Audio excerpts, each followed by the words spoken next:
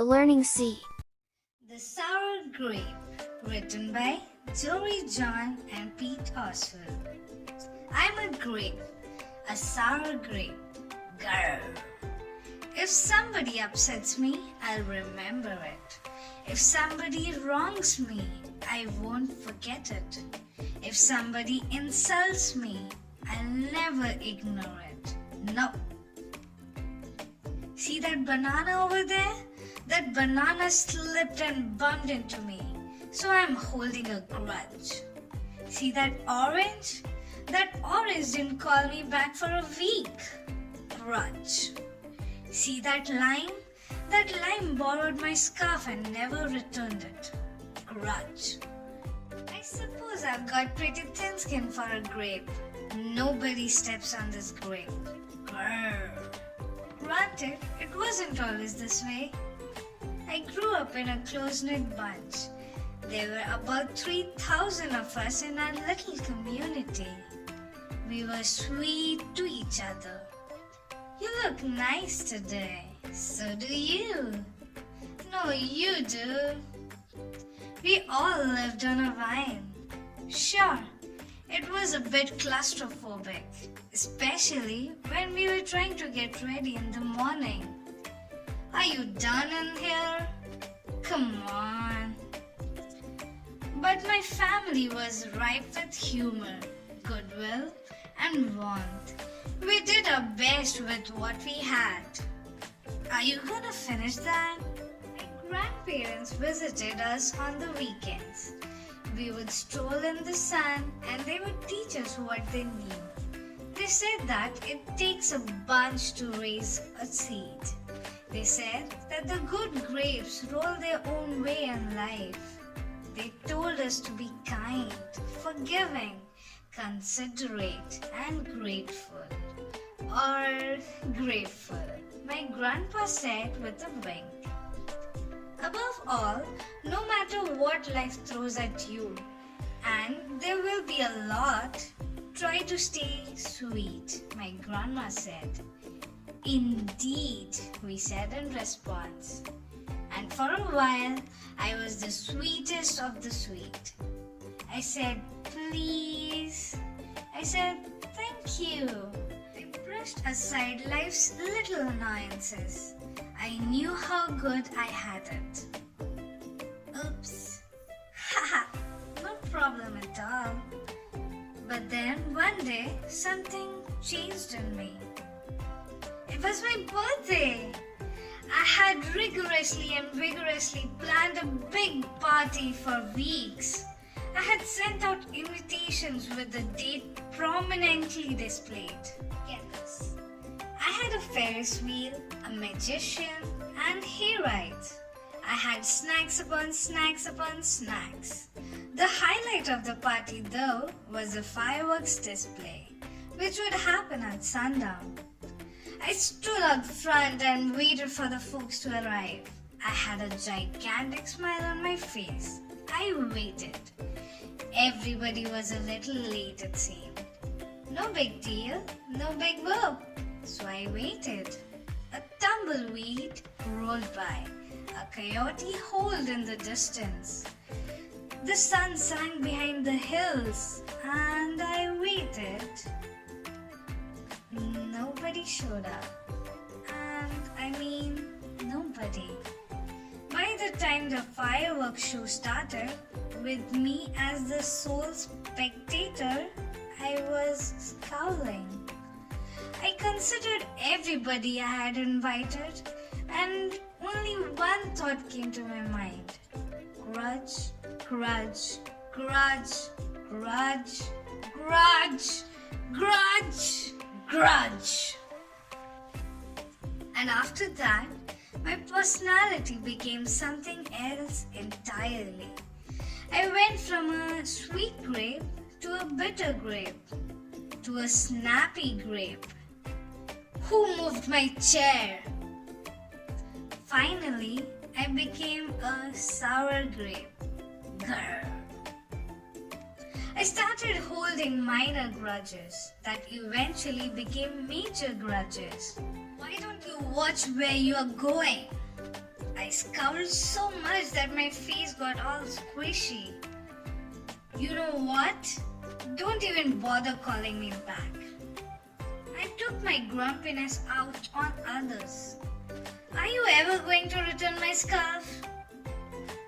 And that's just how it's been. Day after day, week after week, month after month, grudge after grudge. But something happened recently that changed my thinking. I was getting ready to meet my friend Lenny, the only fellow I knew who's as sour as I am. Lenny and I usually go to the park where we sit on a bench and rant about stuff. But just as I was heading out the door, I bumped my knee. Oof. After I bandaged myself up, I discovered I had a flat tire. Then I missed the bus and the next bus was late. Finally, I got off the wrong stop. Shh. By the time I arrived at the park, it was getting dark. Lenny was fuming and furious with a frown and a furrowed forehead. His face looked all squishy. We agreed to meet at exactly 4 o'clock. You are 3 hours late. I tried to explain why I was so tardy, but Lenny wouldn't listen. He had already made up his mind. He had formed a huge grudge and he wouldn't budge. I couldn't believe it. How unfair, I thought. How ridiculous, I thought. How similar to the way I would react. Lenny was pretty worked up. He was packing back and forth, emitting occasional grumbles. His tone was tart. Besides, it was nice outside. I noticed the sky changing colors, the melodic chirping of the birds, the evening breeze, the buzz of the park insects coming alive at night. I suddenly felt grateful and peaceful and calm. Had I been missing all the simple beauty because I was too busy complaining? Meanwhile, old Lenny stormed off, muttering something about disrespect and lack of consideration. I'm pretty sure I heard him add a grr too. I walked home. I pulled a dusty box out from under my bed. There were old family photos inside. I spotted myself in one of the pictures. I was so sweet.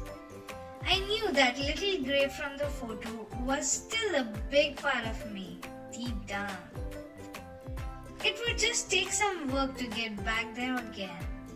And that was the exact moment I found the invitation I had sent out for my infamous birthday party.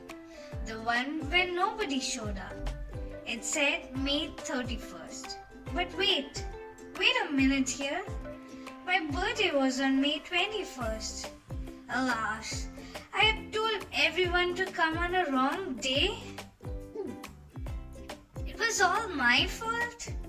I realized nobody's perfect, not even me. After that day, I started noticing other things too, like how remaining sour all the time is so draining. It wasted so much energy, holding grudges when I could have easily cleared the air if I had felt hurt. And yes, I still get upset from time to time, but that's okay. Because now I talk and I listen and I work things out instead of just walking away. My sourness is fading. I'm letting go all my grudges. And hey, it's working. Slip-ups happen. I'm just glad you're okay.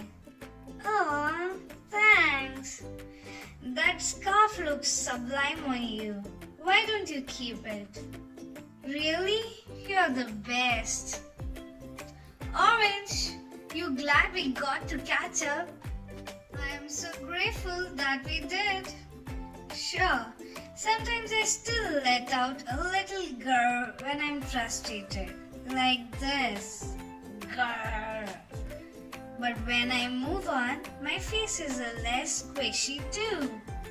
Oh, and don't worry, things are okay with Lenny again. Gosh, sorry I'm late. You must be furious.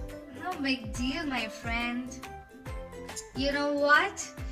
If you look at things in the right sort of way, and if you remember to be kind, considerate, forgiving, and grateful, life really can be pretty sweet. Yes, indeed. Thank you. Please like and subscribe our channel.